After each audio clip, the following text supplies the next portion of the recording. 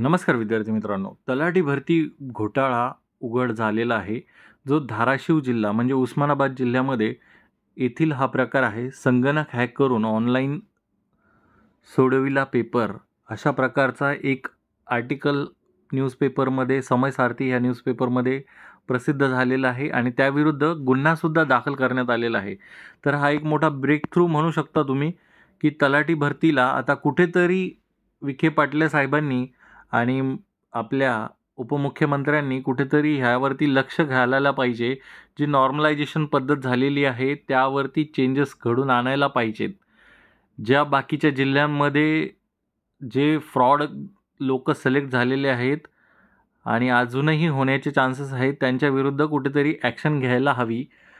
तर जो धाराशिव समय सारथी याच्याद्वारे काय म्हटलेलं आहे बघा, धाराशिव येथे तलाठी भरती परीक्षेचा घोटाळा उघड झाला असून संगणक हॅक करून सोडविला गेला.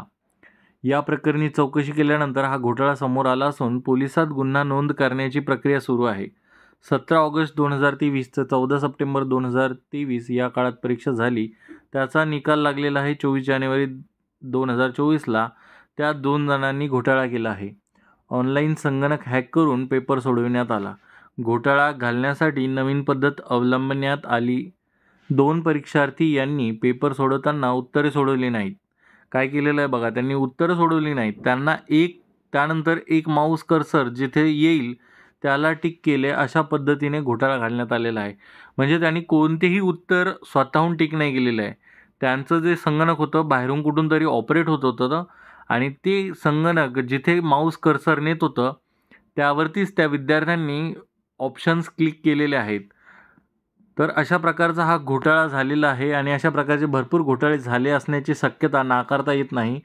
पुढे दिलेलं आहे ऑनलाईन संगणक अशा पद्धतीने घोटाळा घालण्यात आला आहे. पुढे दिलेलं आहे की 35 लाख दिले तर सेटिंग करेल, असे लातूर येथील एकाने सांगितले. त्यानंतर 2 परीक्षार्थी 27 लाख देतो असं सांगितल्यावर हॅकिंग करण्याचे ठरवले.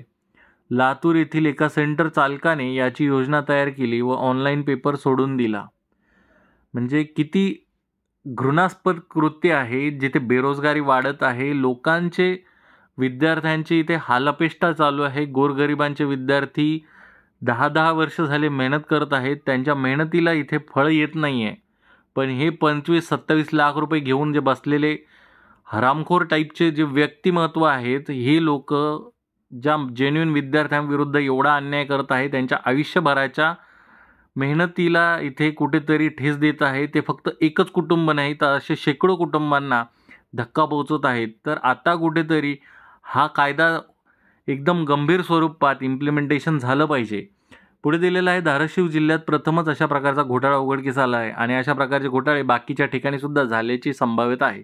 महसूल विभागाच्या अधिकारी यांनी पोलिसात तक्रार दिली असून गुन्हा नोंद करण्याची प्रक्रिया सुरू आहे आणि मी अशी अपेक्षा करतो की अशा हरामखोरांच्या टोळींना लवकरात लवकर पकडून सगळ्यांनाच जेरबंद करावे आणि अशा कठीण शिक्षा देण्यात यावे की परत यांच्या कोणीही हिंमत केली नाही पाहिजे की परत आपल्याला अशा प्रकारचा काही गैरमार्गाचा अवलंब करायचा आहे. आणि जे जेन्युइन विद्यार्थी आहेत त्यांच्याविरुद्ध अशा प्रकारचे काटकरस्थान कधी झाले नाही पाहिजे. तर ह्या व्हिडिओमध्ये एवढंच. आशा करूया की काहीतरी एक पॉझिटिव्ह आउटकम आपल्याला सरकारद्वारे पाहायला मिळेल आणि अशा मूर्ख अति शून्य व्यक्तिमत्वाला लवकरात लवकर जेरबंद होऊन जेन्युइन विद्यार्थ्यांना न्याय मिळावा एवढीच अपेक्षा करतो. धन्यवाद.